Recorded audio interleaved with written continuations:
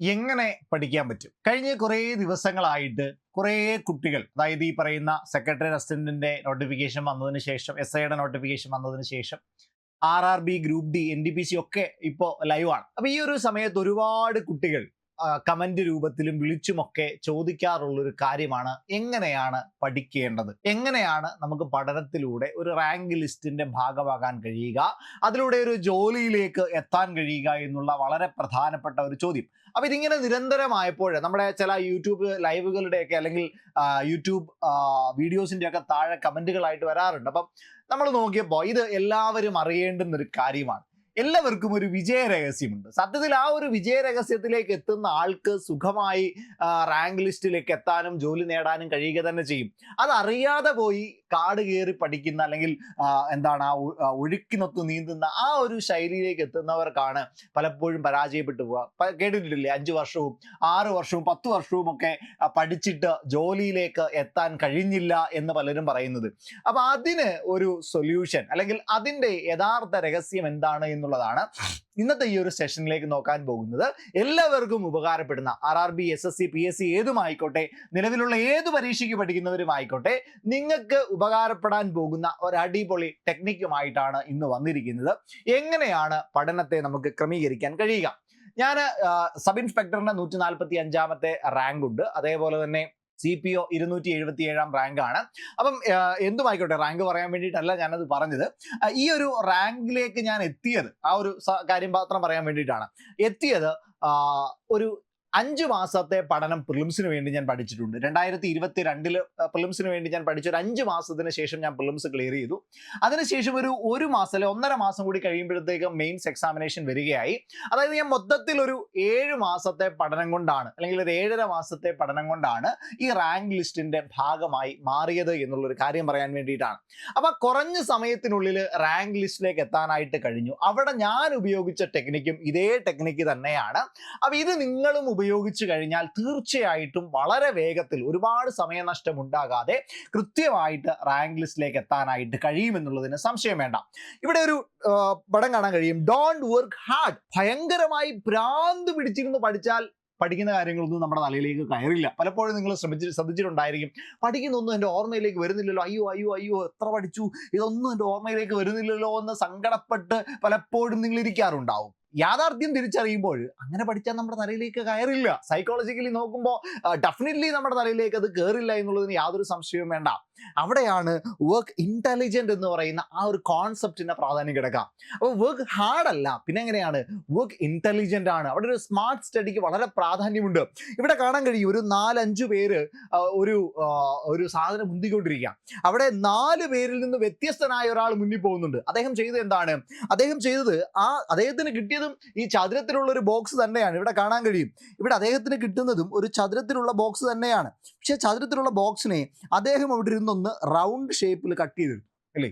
Round ഷേപ്പിൽ കത്തി ഉപയോഗിച്ച് അദ്ദേഹം കട്ട് ചെയ്ത് കളഞ്ഞതിന് ശേഷം ഈസി ആയിട്ട് ഉരുട്ടിക്കൊണ്ട് പോയി. അപ്പൊ ആദ്യം ബാക്കിയുള്ളവർ എന്തായിരിക്കും ചിന്തിച്ചേ?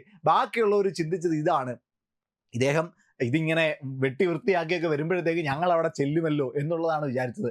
ആക്ച്വലി അദ്ദേഹം ആ വെട്ടിയെടുത്ത സമയത്തേക്കാൾ വേഗത്തിൽ മറ്റുള്ളവരെല്ലാം ഭേദിച്ചുകൊണ്ട് ഫിനിഷിംഗ് ലൈനിലേക്ക് പോകാൻ വളരെ എളുപ്പത്തിൽ കാര്യം ചെയ്തു തീർക്കാൻ അദ്ദേഹം കഴിഞ്ഞു. അവിടെ അദ്ദേഹം ഇന്റലിജന്റ് ആയിട്ട് എന്ത് ചെയ്തു?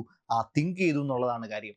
അപ്പം നമ്മളവിടെ ഇന്റലിജന്റ് ആയിട്ട് തിങ്ക് ചെയ്യണം. അല്ലാതെ അയ്യോ ജോലി വേണം, അതിനെന്നാൽ പിന്നെ ഇങ്ങനെ കുത്തിയിരുന്ന് അങ്ങ് പഠിച്ചേക്കാം എന്ന് വിചാരിച്ചാൽ നമുക്ക് ഉറപ്പായിട്ടും ജോലിയിലേക്ക് എത്താൻ കഴിയില്ല. ചിലപ്പോൾ എത്താൻ കഴിയും, ഒരുപാട് വർഷങ്ങൾക്ക് ശേഷം ബാക്കിയുള്ളവരൊക്കെ പോകുന്നത് പോലെ വളരെ സമയമെടുത്ത് നമ്മൾ അവിടേക്ക് എത്തിയെന്നിരിക്കാം. അതല്ല നമുക്ക് വേണ്ടത്. വളരെ വേഗത്തിൽ നമുക്ക് ജോലിയിലേക്ക് എത്താനായിട്ട് കഴിയണം. അതിന് നമുക്ക് എന്തൊക്കെ ചെയ്യാൻ കഴിയും?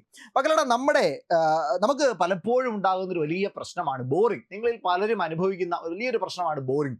ഭയങ്കര ബോറാണ്. പഠിച്ചുകൊണ്ടിരിക്കുമ്പോഴൊക്കെ ഭയങ്കരമായിട്ടുള്ള ബോർ അനുഭവപ്പെടാറുണ്ട്. എങ്ങനെയാണ് ഈ ഒരു സബ്ജക്റ്റ് തീർക്കുക? കോൺസ്റ്റിറ്റ്യൂഷൻ എടുത്ത് വെച്ചിട്ട് വായിച്ചുകൊണ്ടിരിക്കുന്നു, ഒരു 3-4 പേജ് കഴിയുമ്പോഴത്തേക്കും ബോറടിക്കുന്നു, ഭയങ്കര പ്രശ്നം. എങ്ങനെയാണ് അത് നമുക്ക് ഒഴിവാക്കാൻ കഴിയുക? ഉറക്കം വരുന്നു, എങ്ങനെ ഒഴിവാക്കാൻ കഴിയും?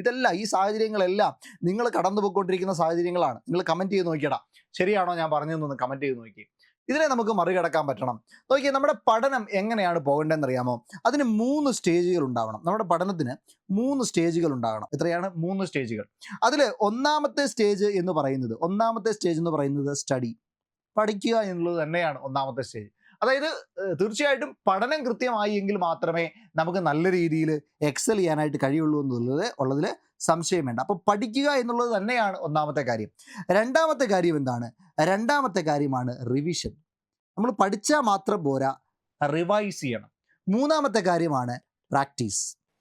പഠനവും റിവിഷനും കൊണ്ടായില്ല, പിന്നെന്ത് വേണം? പ്രാക്ടീസ് വേണം. ഈ 3 കാര്യങ്ങളും കോർത്തിണങ്ങി വന്നാൽ മാത്രമേ നമുക്ക് എന്ത് ചെയ്യാൻ കഴിയുള്ളൂടാ? തീർച്ചയായിട്ടും സക്സസ്സിലേക്ക് എത്താനായിട്ട് കഴിയുള്ളൂ. ഓക്കെ, ഇനി വരാൻ പോകുന്ന സെക്രട്ടറി അസിസ്റ്റന്റിന് എത്ര സമയമുണ്ട്? ഇനി വരാൻ പോകുന്ന CPO എക്സാമിന് എത്ര സമയമുണ്ട്? CEO-ക്ക് എത്ര സമയമുണ്ട്? ഗ്രൂപ്പ് ഡിക്ക് എത്ര സമയമുണ്ട്? NTPCക്ക് എത്ര സമയമുണ്ട്? ഈ ഓരോ എക്സാമുകളെയും ഒന്ന് അനലൈസ് ചെയ്യുക. സബ് ഇൻസ്പെക്ടർ ഇത് ഓരോന്നിനെയും അനലൈസ് ചെയ്യുക. എന്നിട്ട് ആ ഒരു എക്സാമിനെ ഡിമാൻഡ് ചെയ്യുന്ന രീതിയിൽ കൃത്യമായിട്ട് നമുക്ക് പഠിക്കണം, റിവൈസ് ചെയ്യണം, പ്രാക്ടീസ് ചെയ്യണം. ഇത് 3ഉം കൂടി ചേരുമ്പോൾ മാത്രമേ ഒരാൾക്ക് എന്ത് ചെയ്യാനായിട്ട് കഴിയുള്ളൂ? സക്സസ്സിലേക്ക് എത്താൻ കഴിയുള്ളൂ. അപ്പോൾ ഇത് പല രീതിയിൽ പഠിക്കാം. നമുക്ക് സ്മാർട്ട് സ്റ്റഡിയാണ് വേണ്ടത്. വളരെ വേഗത്തിൽ നമുക്ക് റിസൾട്ട് കിട്ടണം. കാരണം സെക്രട്ടറി ടെസ്റ്റിന് അധികം സമയമില്ല, മെയിൽ എക്സാം വരുന്നു, ശരിയല്ലേ? ദെൻ CPO ആണെങ്കിലും അതിനുശേഷം ഒരു മാസം കൂടെ കഴിയുമ്പോഴത്തേക്കും CPOയുടെ എക്സാം വരും. ദെൻ ഗ്രൂപ്പ് ഡി ഒക്കെ ആണെങ്കിൽ നമുക്കൊരു ജൂൺ ജൂലൈയിലേക്ക് പ്രതീക്ഷിക്കാം. NTPC ആണെങ്കിൽ വരാനിരിക്കുന്ന ഏപ്രിൽ മെയ് മാസങ്ങളിലേക്ക് നമുക്ക് പ്രതീക്ഷിക്കാം. അപ്പോൾ നമ്മളെ പഠനം, ഇനിയുള്ള സമയം അതെങ്ങനെയാണ് ക്രമീകരിക്കാനായിട്ട് കഴിയുക? അതിനാദ്യം നമുക്ക് വേണ്ട ഒരു സാധനമാണ് ടൈം ടേബിൾ. ഞാൻ എൻ്റെ പഠനത്തിൽ ഉപയോഗിച്ചത് എല്ലാ ദിവസവും എനിക്കൊരു ഓരോ time table, short time time table ഉണ്ടായിരുന്നു. അതുകൂടാതെ തന്നെ ഒരു ലോങ് ടൈം ടൈം ടേബിൾ ഉണ്ടായിരുന്നു. അതായത് ഇനിയുള്ള ദിവസങ്ങളെ മുഴുവൻ നോക്കിയിട്ട് ആ ഓരോ ടൈം പീരീഡിൽ ഞാൻ ഇന്ന സംഗതികൾ തീർക്കും, ഞാൻ ഇന്ന സ്റ്റേജുകളിലൂടെ കടന്നു പോകും എന്നുള്ളതിൻ്റെ ഒരു കൃത്യമായ സ്റ്റഡി പ്ലാൻ എനിക്കുണ്ടായിരുന്നു. അതേപോലെ ഒരു ഡെയിലി സ്റ്റഡി പ്ലാനും എനിക്കുണ്ടായിരുന്നു. അതായത് ഓരോ ദിവസവും ഞാൻ ഇന്ന ടോപ്പിക്കുകളാണ് കവർ ചെയ്യുക. രാത്രിയാകുമ്പോഴത്തേക്കും ആ ടോപ്പിക്കുകൾ കവർ ചെയ്തെന്ന് പറയുമ്പോൾ ഉണ്ടാകുന്ന ഒരു മനസംതൃപ്തി അതിൽ നിങ്ങളിൽ പലരും അനുഭവിക്കുന്നവരുണ്ടാകും. ഉണ്ടെങ്കിൽ തീർച്ചയായിട്ടും കമൻറ്റ് ചെയ്യുക, ബാക്കിയുള്ളവർക്കും അതൊരു പ്രചോദനമാകട്ടെ. അപ്പം ദെൻ അതിനുശേഷം എന്താണ് നമുക്ക് ചെയ്യാൻ കഴിയുക? നല്ലൊരു ടൈം ടേബിൾ ഉണ്ടാക്കിയ ടൈം ടേബിൾ അനുസരിച്ച് കൃത്യമായിട്ട് നമ്മുടെ സമയത്തെ ക്രമീകരിക്കുക എന്നുള്ളത് തന്നെയാണ് ഒന്നാമത്തെ കാര്യം.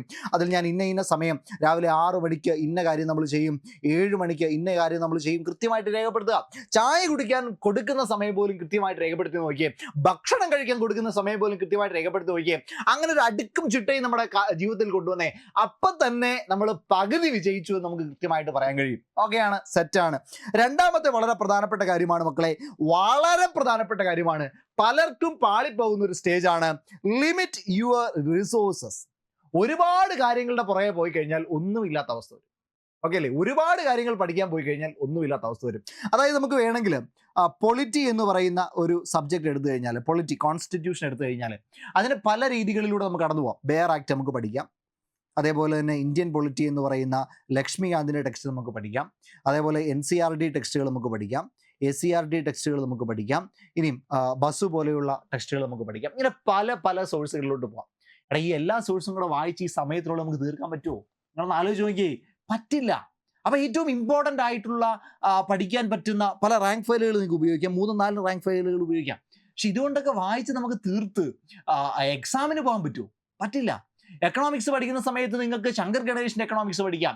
അതേപോലെ തന്നെ രമേശ് സിംഗിൻ്റെ എക്കണോമിക്സ് പഠിക്കാം, NCERT പഠിക്കാം, റാങ്ക് ഫയൽ പഠിക്കാം. ഇതെല്ലാം കൂടെ വായിച്ച് തീർക്കാൻ പറ്റുമോ? പറ്റില്ല. അപ്പം നമ്മൾ ഒന്ന് വിശ്വസിക്കുക, നമ്മൾ ഉറപ്പിക്കുക, നമ്മൾ ഒരു സ്റ്റഡി മെറ്റീരിയലിലേക്ക് ഫോക്കസ് ചെയ്യുക.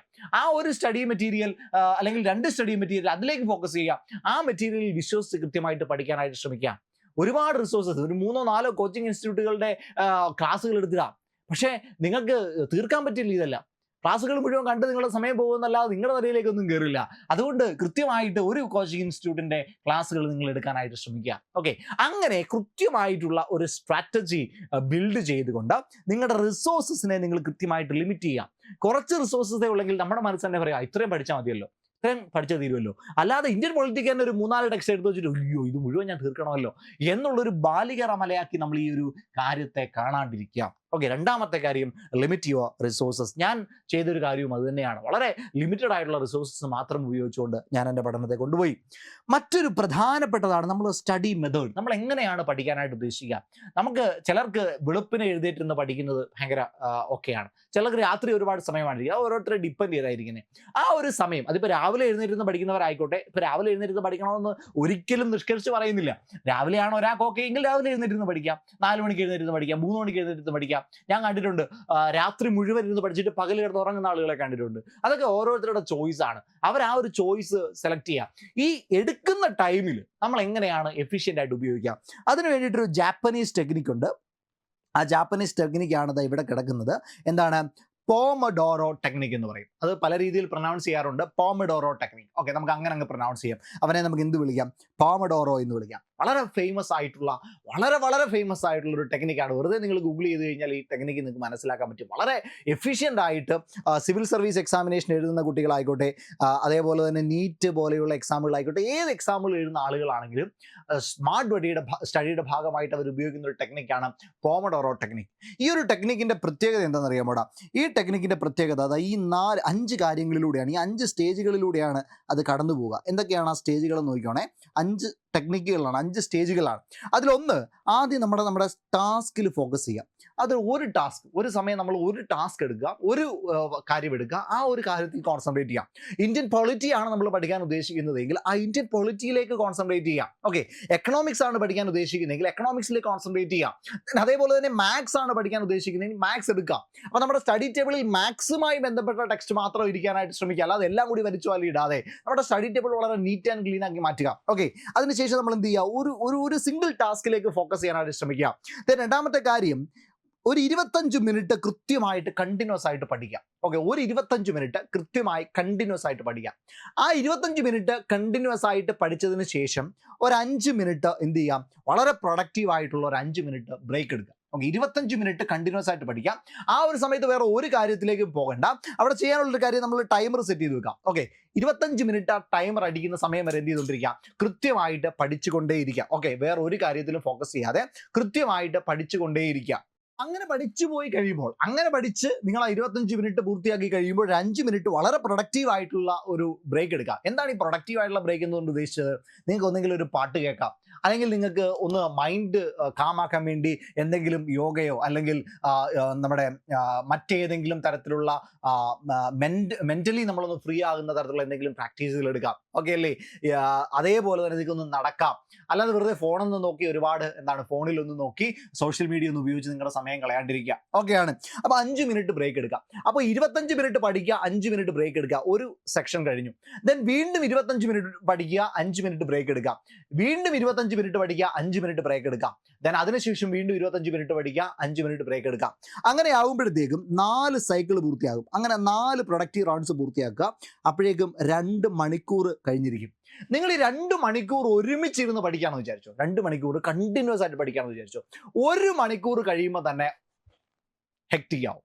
നിങ്ങൾക്ക് പിന്നീട് പഠിക്കുന്ന കാര്യങ്ങളൊന്നും ഉറപ്പായിട്ടും നിങ്ങളുടെ മെമ്മറിയിൽ ഉണ്ടാവില്ല. തീർച്ചയാണ്, നിങ്ങൾ പഠിക്കുന്നവരാണെങ്കിലും ശ്രദ്ധിച്ചാൽ മനസ്സിലാവും. ഈ കണ്ടിന്യൂസ് 2 മണിക്കൂർ പഠിക്കുന്നവരുടെ തലയിൽ പകുതി കാര്യങ്ങൾ മിസ്സിംഗ് ആയിരിക്കും. നിങ്ങൾ ഇങ്ങനെയൊന്ന് പഠിച്ചു നോക്കിയടാ. ഇങ്ങനെയൊന്ന് പഠിച്ചു നോക്കിയിട്ട് ഈ വീഡിയോയ്ക്ക് താഴെ തന്നെ വന്നൊന്ന് കമൻറ്റ് ചെയ്തേ. നിങ്ങൾക്ക് ഇത് ഹെൽപ്ഫുൾ ആണോ? നിങ്ങൾക്ക് പഠിക്കാൻ പറ്റുന്നുണ്ടോ? മടി മാറ്റാനായിട്ട് നിങ്ങൾക്ക് പറ്റുന്നുണ്ടോ? വളരെ യൂസ്ഫുൾ ആണ് മടി മാറ്റാനായിട്ട്. അപ്പോൾ എന്ത് ചെയ്യുക? 25 മിനിറ്റ് പഠിക്കുന്നു, 5 മിനിറ്റ് ബ്രേക്ക് എടുക്കുന്നു. ഓക്കെ, അടുത്ത 25 മിനിറ്റ് പഠിക്കുന്നു, 5 മിനിറ്റ് ബ്രേക്ക് എടുക്കുന്നു. സത്യത്തിൽ ഇതിനിടയ്ക്ക് നമ്മൾ ആകെ 20 മിനിറ്റ് ബ്രേക്കിനായിട്ട് മാറ്റി വെക്കുന്നുണ്ട്. ഓക്കെ, 20 മിനിറ്റ് ആണ് നിങ്ങൾ ബ്രേക്കിനായിട്ട് മാറ്റി വെക്കാം. ബാക്കിയുള്ള 1 മണിക്കൂറും 10 മിനിറ്റും നിങ്ങൾ കൃത്യമായിട്ട് എന്ത് ചെയ്തിട്ടുണ്ടാവും? പഠിച്ചിട്ടുണ്ടാവും. സോറി, ഒരു മണിക്കൂറും 40 മിനിറ്റും നിങ്ങൾ കൃത്യമായിട്ട് പഠിച്ചിട്ടുണ്ടാവും. വളരെ പ്രൊഡക്റ്റീവ് ആയിട്ടുള്ള ഒരു പഠനം നിങ്ങൾക്ക് അവിടെ നടത്താനായിട്ട് പറ്റിയിട്ടുണ്ടാവും. ക്ലിയർ അല്ലേ? അപ്പോൾ നിങ്ങൾ ഇങ്ങനെ എന്ത് ചെയ്ത് നോക്കിയേ, ഒന്ന് പഠിച്ചു നോക്കിയടാ. ഇനിയും അതിനുശേഷം 4 റൗണ്ടുകൾ പൂർത്തിയാക്കിയതിന് ശേഷം 2 മണിക്കൂറിന് ശേഷം നിങ്ങൾ വളരെ പ്രധാനപ്പെട്ട 30 മിനിറ്റ് നിങ്ങൾ എന്ത് ചെയ്യുക? ഒരു ബ്രേക്ക് എടുക്കാനായിട്ട് ശ്രമിക്കുക. 30 മിനിറ്റ്, അരമണിക്കൂർ നിങ്ങളൊരു ബ്രേക്ക് എടുക്കാനായിട്ട് ശ്രമിക്കുക. നിങ്ങൾക്ക് നിങ്ങളുടെ ഇഷ്ടമുള്ള കാര്യങ്ങൾ ചെയ്യാം. നിങ്ങളുടെ വീട്ടിലെ എന്തെങ്കിലുമൊക്കെ പണികളുണ്ടെങ്കിൽ ആ പണികൾ ചെയ്യാം. മറ്റെന്തെങ്കിലുമൊക്കെ കാര്യങ്ങളുണ്ടെങ്കിൽ അത് നിങ്ങൾക്ക് ചെയ്യാം. റിലാക്സ് ആവാം. അതിനുശേഷം വീണ്ടും തിരികെ വന്ന് ഈ സൈക്കിൾ റിപ്പീറ്റ് ചെയ്യാം. ഓക്കെ, അപ്പം 2 മണിക്കൂർ കഴിഞ്ഞിട്ട് 30 മിനിറ്റ് ബ്രേക്ക്, വീണ്ടും ഇതേ സൈക്കിൾ തന്നെ ഒരു 2 മണിക്കൂർ കൊണ്ടുപോവുക, 30 മിനിറ്റ് ബ്രേക്ക് എടുക്കുക.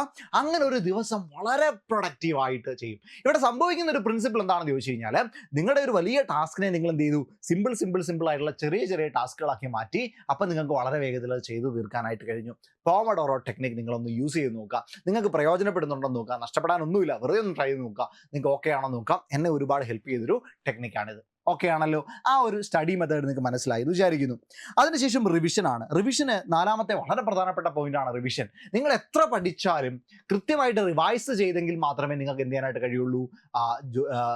ഒരു ബെറ്റർ ആയിട്ടുള്ള റാങ്കിലേക്ക് എത്താൻ കഴിയുള്ളൂ. അതുകൊണ്ട് നിങ്ങൾ പഠിക്കുന്നതിനോടൊപ്പം തന്നെ റിവൈസ് ചെയ്യണം. നിങ്ങൾ പഠിച്ച് കുറച്ചായതിനു ശേഷം നിങ്ങൾ എന്ത് ചെയ്യുക? റിവൈസ് ചെയ്ത് തുടങ്ങുക. നിങ്ങൾ മറ്റ് ടോപ്പിക്സ് പഠിക്കുന്നതിനോടൊപ്പം തന്നെ ഒരു ദിവസത്തിൽ റിവിഷന് വേണ്ടി കൂടി ഒരു സമയം കൊടുക്കുക. നേരത്തെ പഠിച്ച കാര്യങ്ങൾ റിവൈസ് ചെയ്യുക. ഓക്കെ, അപ്പോൾ എന്ത് ചെയ്യും, നിങ്ങൾ ഓൾറെഡി ഒരു ടോപ്പിക്ക് പഠിക്കുന്നു, അതിനുശേഷം ഒരു റിവിഷൻ വരുന്നു, കുറച്ച് നാളുകൾക്ക് ശേഷം വീണ്ടും ഒരു റിവിഷൻ വരുന്നു, ഇതിങ്ങനെ റിവൈസ് ചെയ്ത് നിങ്ങൾ ബെറ്റർ ആവും. ഇനി റിവിഷൻ ചെയ്യുമ്പോൾ എല്ലാവരും ചെയ്യുന്ന ഒരു വലിയ മണ്ടത്തരമുണ്ട്, എല്ലാം വീണ്ടും വായിക്കും. അങ്ങനെ എല്ലാം വീണ്ടും വായിക്കാനായിട്ട് നിൽക്കരുത്. നിങ്ങൾ പഠിക്കുന്ന സമയത്ത് ചെറിയ ഷോർട്ട് നോട്ടുകൾ എടുക്കാം. ആ ഷോർട്ട് നോട്ടുകൾ എന്ത് ചെയ്യുക, വീണ്ടും റിവൈസ് ചെയ്യാനായിട്ട് എടുക്കാം. ഏതെങ്കിലും ഒരു ഭാഗം നിങ്ങൾക്ക് കിട്ടുന്നില്ല എങ്കിൽ വീണ്ടും ആ ഒരു ഭാഗം മാത്രം പോയി പഠിക്കാനായിട്ട് ശ്രമിക്കാം. അല്ലാതെ വീണ്ടും ആദ്യം തൊട്ട് പഠിക്കാൻ പോയി കഴിഞ്ഞാൽ നമുക്ക് സമയം തികയില്ല. ഓക്കെ അല്ലേ? അപ്പൊ റിവിഷനെ നിങ്ങൾ അങ്ങനെ കാണാനായിട്ട് ശ്രമിക്കാം. ഓക്കെ ആണ്, സെറ്റാണ്. ഇനിയും അതിനുശേഷം റിവിഷനും പ്രോപ്പറായിട്ട് നടത്തുക. അതിനുശേഷമുള്ള ഏറ്റവും ഇമ്പോർട്ടൻ്റ് ആയിട്ടുള്ള പ്രധാനമായിട്ടുള്ള കോമ്പറ്റേറ്റീവ് എക്സാമുകൾക്ക് ഒഴിച്ചുകൂടാനാവാത്തൊരു കാര്യമാണ് മക്കളെ പ്രാക്ടീസ്. ഇവിടെ ഒരു കോട്ടുള്ളത് കണ്ടോ, practice is your ticket to success. തീർച്ചയായിട്ടും സക്സസിലേക്കുള്ള ടിക്കറ്റ് എന്ന് പറയുന്നത് പ്രാക്ടീസ് തന്നെയാണ്, അതിൽ സംശയം വേണ്ട. കൃത്യമായിട്ടുള്ള പ്രാക്ടീസ് തീർച്ചയായിട്ടും നിങ്ങളെ നല്ല റാങ്കിലേക്ക് എത്തിക്കും. അപ്പം നിങ്ങൾ പഠിച്ചതിന് ശേഷം ഇത് ഇടയ്ക്കിടയ്ക്ക് റിവൈസ് ചെയ്യുന്നുണ്ടോ, ഈ റിവിഷനും കൊണ്ടുപോയതിന് ശേഷം നിങ്ങൾ പ്രാക്ടീസ് ചെയ്യുക. ഓക്കെ, ഒരു ടോപ്പിക്ക് നിങ്ങൾ ഒരു 2-3 തവണ റിവൈസ് ചെയ്തതിന് ശേഷം വീണ്ടും ഇനിയും പ്രാക്ടീസ് ചെയ്താൽ മതി. അങ്ങനെ പ്രാക്ടീസ് ചെയ്യുന്ന സമയത്ത് നിങ്ങൾ എക്സാമിന് വേണ്ടി പ്രിപ്പയർഡ് ആവുകയാണ്, നിങ്ങൾക്ക് സമയത്തെ കൃത്യമായിട്ട് മാനേജ് ചെയ്യാനായിട്ട് നിങ്ങൾ പ്രിപ്പയർഡ് ആവുകയാണ്. അതിനോടൊപ്പം തന്നെ നിങ്ങളുടെ ഒരു റിവിഷൻ കൂടെ നടക്കുകയാണ് അവിടെ, അല്ലേ? അതിൽ കിട്ടാത്ത ടോപ്പിക്കുകൾ മാത്രം നിങ്ങൾ കോൺസെൻട്രേറ്റ് ചെയ്ത് വീണ്ടും റിവൈസ് ചെയ്താൽ മതി, അല്ലേ? അങ്ങനെ നിങ്ങൾ കുറച്ചുകൂടി ആനന്ദകരമാക്കി രസമുള്ളൊരു പരിപാടിയാക്കി പഠനത്തെ മാറ്റാനായിട്ട് നിങ്ങൾക്ക് കഴിയും. അപ്പോൾ പ്രാക്ടീസ് മാത്രമേ നിങ്ങൾക്ക് സക്സസിലേക്കുള്ള ഒരു കീ ആകത്തുള്ളൂ. പ്രത്യേകിച്ച് മാത്സ്, അതേപോലെ തന്നെ റീസണിങ്, ഇംഗ്ലീഷ് ടോപ്പിക്കുകളൊക്കെ പഠിക്കുമ്പോൾ നിങ്ങൾ കൃത്യമായിട്ട് ക്വസ്റ്റ്യൻസ് ചെയ്തുകൊണ്ടേയിരിക്കുക. GK നിങ്ങൾക്ക് കൃത്യമായിട്ട് ക്വസ്റ്റ്യൻസ് ചെയ്തുകൊണ്ടേയിരിക്കുക. അതിനനുസരിച്ചിട്ട് നിങ്ങൾ എന്ത് ചെയ്തുകൊണ്ടിരിക്കും, ഇമ്പ്രൂവ് ആയിക്കൊണ്ടേയിരിക്കും. അപ്പോൾ ഈ 3 കാര്യങ്ങൾ, ഒന്ന് പഠനം എങ്ങനെ പഠിക്കണമെന്ന് നമ്മൾ പഠിച്ചു, റിവിഷൻ എങ്ങനെ ചെയ്യണമെന്ന് നമ്മൾ കണ്ടു, പ്രാക്ടീസ് എങ്ങനെ കൊണ്ടുപോകണമെന്ന് നിങ്ങൾക്ക് മനസ്സിലായി. ഇനിയും വളരെ പ്രധാനപ്പെട്ട ഒരു കാര്യമാണ്, നിങ്ങൾക്ക് ആവശ്യമാണെങ്കിൽ ഒരു കോച്ചിങ് നിങ്ങൾ എടുക്കുക. ഓക്കെ, അതിൽ വരുന്ന നഷ്ടം തീർച്ചയായിട്ടും നഷ്ടമായിട്ട് കാണേണ്ട. ഒരു കൃത്യമായിട്ടുള്ള മെന്റർ സപ്പോർട്ട് നിങ്ങൾക്ക് ഉണ്ട് എങ്കിൽ, കൃത്യമായിട്ടൊരു കോച്ചിങ് ഉണ്ട് എങ്കിൽ നിങ്ങൾക്ക് വരാൻ സാധ്യതയുള്ള ചില തെറ്റായ നടപടികൾ നിങ്ങൾക്ക് മാറ്റാൻ കഴിയും. നിങ്ങൾ കൃത്യമായിട്ട് നിങ്ങളുടെ മെന്ററിലേക്ക്, ഇപ്പം സൂപ്പർ നോട്ട്സിന്റെ കോച്ചിങ്ങിലേക്ക് വന്നാൽ ഇവിടെ ഒരു മെന്റർ ഉണ്ടാകും. ആ മെന്ററിനോട് നിങ്ങൾക്ക് ഡിസ്കസ് ചെയ്യാം. ആ മെന്റർ നിങ്ങളെ കൃത്യമായിട്ട് എല്ലാ ആഴ്ചയിലും നിങ്ങൾ പഠിക്കുന്നുണ്ടോ എന്നുള്ള കാര്യങ്ങളൊക്കെ അന്വേഷിക്കുന്നുണ്ട്. അതിനോടൊപ്പം തന്നെ നിങ്ങൾക്കൊരു പ്രശ്നം വരുമ്പോൾ ആ മെന്ററിനോട് പറയാം, നിങ്ങൾക്ക് ചോദിക്കാം, നിങ്ങൾ എവിടെ സ്റ്റക്കായിട്ട് നിൽക്കുകയാണ്, നിങ്ങൾക്ക് എന്താണ് പ്രശ്നം, അത് കൃത്യമായിട്ടൊരു ട്രെയിനിങ് നിങ്ങൾക്ക് തരും. നിങ്ങൾക്ക് മോട്ടിവേഷൻസ് കൃത്യമായിട്ട് തരും. നമ്മുടെ അമൽ സാറിന് നേതൃത്വമുള്ള മോട്ടിവേഷൻസ് ഒക്കെ നിങ്ങൾക്ക് കിട്ടും, അഡ്വൈസുകൾ കിട്ടും, സക്സസിലേക്ക് നിങ്ങളെ എത്തിക്കും, കൃത്യമായിട്ടുള്ള ഡയറക്ഷൻ കാണിച്ചു തരും, നിങ്ങളെ പൊട്ടൻഷ്യൽ നിങ്ങൾ മനസ്സിലാക്കി തരും. ദെൻ നിങ്ങൾക്ക് കൃത്യമായിട്ടുള്ള സപ്പോർട്ട്, ഗോൾ എല്ലാം കിട്ടും. നിങ്ങൾ ഇങ്ങോട്ട് പറഞ്ഞു കഴിയുക, അത് കൃത്യമായിട്ട് പരിഹരിച്ച് തരാനായിട്ട് ഞങ്ങൾ ഇവിടെ ഉണ്ടാകും. ഓക്കെ, അപ്പം നിങ്ങൾക്ക് ആവശ്യമാണെങ്കിൽ ഒരു കോച്ചിങ് കൃത്യമായിട്ട് നിങ്ങൾ എടുക്കുക, ഒരു മെന്റർ സപ്പോർട്ട് നിങ്ങൾ കൃത്യമായിട്ട് എടുക്കുക. ദെൻ ഇനിയും നിങ്ങളുടെ പഠനം കൃത്യമായിട്ട് കൊണ്ടുപോകുമ്പോഴത്തേക്കും നിങ്ങൾക്ക് സഹായകമായിട്ടുള്ള ഒരു സംവിധാനമാണ് യൂട്യൂബോ ടെലഗ്രാമോ ഒക്കെ. അപ്പോൾ അതിലൂടെ നിങ്ങൾക്ക് ക്ലാസ്സുകൾ കാണാം. നമ്മുടെ യൂട്യൂബ് ചാനലാണെങ്കിൽ ആ യൂട്യൂബ് ചാനലിൽ കൃത്യമായിട്ട് ക്ലാസ്സുകൾ നിങ്ങൾക്ക് കിട്ടുന്നുണ്ട്. ഓക്കെ, മോർണിംഗിൽ 5 മണിക്ക് 5 AM ക്ലബ്ബ് നിങ്ങൾക്കുണ്ട്, യൂസ് ചെയ്യാം. ഓക്കെ അല്ലേ? നിങ്ങൾക്ക് ലൈവുകൾ വൈകിട്ട് 6 മണി സമയമൊക്കെ ആകുമ്പോഴത്തേക്കും ലൈവുകളുണ്ട്, അല്ലാതെ തന്നെ ലൈവുകളുണ്ട്. മറ്റ് പല സെഷനുകളും യൂട്യൂബിൽ നിന്ന് കിട്ടുന്നുണ്ട്. അപ്പോൾ സൂപ്പർ നോട്ട്സിൻ്റെ ഈ ഒരു യൂട്യൂബ് ചാനൽ സബ്സ്ക്രൈബ് ചെയ്തിട്ടില്ലെങ്കിൽ നിങ്ങൾ സബ്സ്ക്രൈബ് ചെയ്യുക, നിങ്ങളുടെ കൂട്ടുകാരിലേക്ക് എത്തിക്കുക. ഓക്കെ, ഇനിയും ടെലഗ്രാം ചാനൽ, വളരെ ആക്റ്റീവ് ആയിട്ടുള്ള ഒരു ടെലഗ്രാം ചാനൽ നമുക്കുണ്ട്. സൂപ്പർ നോട്ട്സ് എന്ന പേരിൽ തന്നെയാണ് ടെലഗ്രാം ചാനൽ. ഏതാണ്ട് 54,000-ഓളം ആളുകളുള്ള ഒരു വലിയ കമ്മ്യൂണിറ്റിയാണ് ടെലഗ്രാം ചാനൽ. ആ ടെലഗ്രാം ചാനലിലേക്ക് വന്നു കഴിഞ്ഞാൽ വൈകിട്ട് 9 മണിക്ക്, അതായത് ഇപ്പോൾ 7 മണിക്കാണ്, അത് സമയം മാറ്റി ഇനി 9 മണിക്ക് ആകുകയാണ്. 9 PM എന്തുണ്ടാകും, SCERT, അതേപോലെ തന്നെ കറണ്ട് അഫെയർ ക്ലാസ്സുകൾ ഉണ്ടാകും. വൈകിട്ട് 9 മണി, രാത്രി 9 മണി. വീട്ടമ്മമാരൊക്കെ ആണെങ്കിൽ നിങ്ങൾക്ക് എന്ത് ചെയ്യാൻ പറ്റും, ക്ലാസ് കേൾക്കാൻ പറ്റുന്ന ഒരു സമയമാക്കി തരികയാണ്. രാത്രി 9 മണി ആകുമ്പോഴത്തേക്കും SCERT കറണ്ട് അഫെയർ ക്ലാസ്സുകൾ എന്താണ് അതിൽ ഉണ്ടാവും. അപ്പോൾ ആ ക്ലാസ്സുകൾ നിങ്ങൾക്ക് ഫ്രീ ആയിട്ട്, ലൈവ് ക്ലാസ് ആണ്, നിങ്ങൾക്ക് ലൈവായിട്ട് തന്നെ അറ്റൻഡ് ചെയ്യാം. ചാറ്റ് ഗ്രൂപ്പ് ഉണ്ട്, നിങ്ങളുടെ സംശയങ്ങൾ അവിടെ ചോദിക്കാം. ലൈവായിട്ട് അധ്യാപിക നിങ്ങളെ പഠിപ്പിക്കും. ഇനി ഇത് കൂടാതെ ഈ തിങ്കളാഴ്ച മുതൽ നിങ്ങൾക്ക് കൃത്യമായിട്ട് രാവിലെ 7 മണിക്ക്, രാവിലെ 7 AM ക്ലാസ്സുകൾ ടെലഗ്രാമിൽ കൂടെ നിങ്ങൾക്ക് കിട്ടും. ഇവിടുത്തെ പല അധ്യാപകർ, അമൽ സാർ ആയിക്കോട്ടെ, ഷിബിന മിസ് ആയിക്കോട്ടെ, ടോബി സാർ ആയിക്കോട്ടെ, ഞാനായിക്കോട്ടെ, എല്ലാ അധ്യാപകരും നിങ്ങൾക്ക് കൃത്യമായിട്ട് ഗൈഡ് ചെയ്യാനായിട്ട് ടെലഗ്രാമിൽ ഇനിയും എല്ലാ ദിവസവും രാവിലെ 7 മണിക്ക് വരും. എല്ലാ സബ്ജക്റ്റുകളും നിങ്ങൾക്ക് കൃത്യമായിട്ട് കവർ ചെയ്ത് തരും. അപ്പോൾ നിങ്ങൾക്ക് അവിടെയും ഒരു പഠനം എന്ത് ചെയ്യാൻ പറ്റും, കൃത്യമായിട്ട് കൊണ്ടുപോകാൻ പറ്റും. അങ്ങനെ റിസോഴ്സുകളുണ്ട്. ആ റിസോഴ്സസിനെ കൃത്യമായിട്ട് നിങ്ങൾ ഉപയോഗിക്കുക. അപ്പോൾ ടെലഗ്രാം ചാനൽ ആരെങ്കിലും ജോയിൻ ആയിട്ടില്ലെങ്കിൽ ടെലഗ്രാം ചാനലിലേക്ക് വരിക. തിങ്കളാഴ്ച മുതൽ നമ്മളൊരു യുഗം തന്നെ സ്റ്റാർട്ട് ചെയ്യുകയാണ്. ഇനി വരാനിരിക്കുന്ന എല്ലാ പരീക്ഷകളും നിങ്ങളെ പ്രിപ്പയർ ചെയ്യിക്കാനായിട്ടുള്ള എല്ലാ സന്നാഹങ്ങളുമായി സൂപ്പർ നോട്ട്സ് നിങ്ങളിലേക്ക് എത്തുകയാണ്. സൗജന്യമായിട്ട് തന്നെ നിങ്ങൾക്ക് പഠിക്കാനായിട്ട് കഴിയും. ഓക്കെ അല്ലേ? അപ്പോൾ അതിനെ നിങ്ങൾ നിങ്ങൾ എന്ത് ചെയ്യുക, പ്രയോജനപ്പെടുത്തുക. ഇനി നമ്മുടെ ബാച്ചുകളുണ്ട്. നമ്മുടെ ഡിഗ്രിക്ക് വേണ്ടിയിട്ടുള്ള മന്ത്ര ബാച്ച് ഉണ്ട്. മന്ത്ര ബാച്ചിൽ നിങ്ങൾക്ക് ജോയിൻ ചെയ്യാം. നിങ്ങളുടെ ഡിഗ്രി SI ആയിക്കോട്ടെ, സെക്രട്ടറി അസിസ്റ്റന്റ് ആയിക്കോട്ടെ, പ്രിലിംസ് കം മെയിൻസ് ഇന്റർവ്യൂ ബാച്ചാണ്, നിങ്ങൾക്ക് ജോയിൻ ചെയ്യാം. ഇല്ലെങ്കിൽ കോഡ് യൂണിഫോം ബാച്ച് ഉണ്ട്. ഇല്ലെങ്കിൽ നിങ്ങൾക്ക് സ്പെഷ്യൽ ടോപ്പിക്ക് മാത്രമുള്ള ബാച്ച് ഉണ്ട്. 899 രൂപയേ ഉള്ളൂ. നിങ്ങൾക്ക് അതിലേക്ക് ജോയിൻ ചെയ്യാനായിട്ട് കഴിയും. ദെൻ RRB ഗ്രൂപ്പ് ഡിക്ക് വേണ്ടിയിട്ടുള്ള ബാച്ച് ഉണ്ട്. ആ ഗ്രൂപ്പ് ഡിക്ക് വേണ്ടിയിട്ടുള്ള ബാച്ച് ഇപ്പം 3 ബാച്ചായി. ആ ബാച്ചിലേക്ക് നിങ്ങൾക്ക് വരാം. അവിടെ നിങ്ങൾക്ക് ഗ്രൂപ്പ് ഡി എക്സാമിന് വേണ്ടി പഠിക്കാം. അവിടെ ഇംഗ്ലീഷിലും മലയാളത്തിലും എല്ലാം നിങ്ങൾക്ക് ക്ലാസ്സുകൾ കൃത്യമായിട്ട് കിട്ടും. ദെൻ അതിനുശേഷം RRB NDPCക്ക് 4ഓളം ബാച്ചുകളായി. അപ്പോൾ ആ ബാച്ചുകളിലേക്ക് നിങ്ങൾക്ക് വരാം. അവിടെ നിങ്ങൾക്ക് കൃത്യമായിട്ട് NDPC എക്സാമിന് വേണ്ടി പഠിക്കാനായിട്ട് കഴിയും. അങ്ങനെ കൃത്യമായിട്ടുള്ള എല്ലാ സന്നാഹങ്ങളും, ഇതുകൂടാതെ അസിസ്റ്റന്റ് സെയിൽസ്മാൻ ബാച്ച് ഉണ്ട്, PSCയുടെ ലോങ് ടേം ബാച്ച് ഉണ്ട്. അങ്ങനെ ഏത് ബാച്ചിലേക്ക് വേണമെങ്കിലും നിങ്ങൾക്ക് വരാം. അടിപൊളിയായിട്ട് നിങ്ങൾക്ക് പഠിച്ച് മുന്നോട്ട് പോകാനായിട്ട് കഴിയും. അതിന് യാതൊരുവിധ സംശയവും വേണ്ട. ഓക്കെ അല്ലേ? അപ്പോൾ അത് നിങ്ങൾ കൃത്യമായിട്ട് പ്രയോജനപ്പെടുത്തുക. അപ്പോൾ ഇത്രയും കാര്യങ്ങളാണ് കൃത്യമായിട്ട് എനിക്ക് പറയാനുണ്ടായിരുന്നത്. അപ്പോൾ ശ്രദ്ധിക്കുക, നിങ്ങളുടെ പഠനം നിങ്ങളുടെ ഒരു ബാലികാറ മലയായിട്ട് നിങ്ങൾക്ക് തോന്നുന്നുണ്ട് എങ്കിൽ ഈ മെത്തേഡുകൾ, പ്രത്യേകിച്ച് പോമഡോറോ പോലെയുള്ള മെത്തേഡുകൾ നിങ്ങൾ കൃത്യമായിട്ട് യൂസ് ചെയ്യുക. ആ മെത്തേഡുകളിലൂടെ നിങ്ങൾക്ക് എന്ത് ചെയ്യാനായിട്ട് കഴിയും, സക്സസ്സിലേക്ക് എത്താനായിട്ട് കഴിയും. കുറേ അധികം ആളുകൾ വെയിറ്റ് ചെയ്ത ഒരു വീഡിയോ ആണിത്. നിങ്ങൾക്ക് ഇത് ഉപകാരപ്പെട്ടുവെങ്കിൽ നിങ്ങളുടെ കൂട്ടുകാരിലേക്ക് കൃത്യമായിട്ട് എന്ത് ചെയ്യുക, ഇത് എത്തിക്കുക. അവരെ കൂടി എന്ത് ചെയ്യുക, അവർ കൂടി എന്ത് ചെയ്യട്ടെ, ഇത് ഉപകാരപ്പെടട്ടെ. Thank you so much.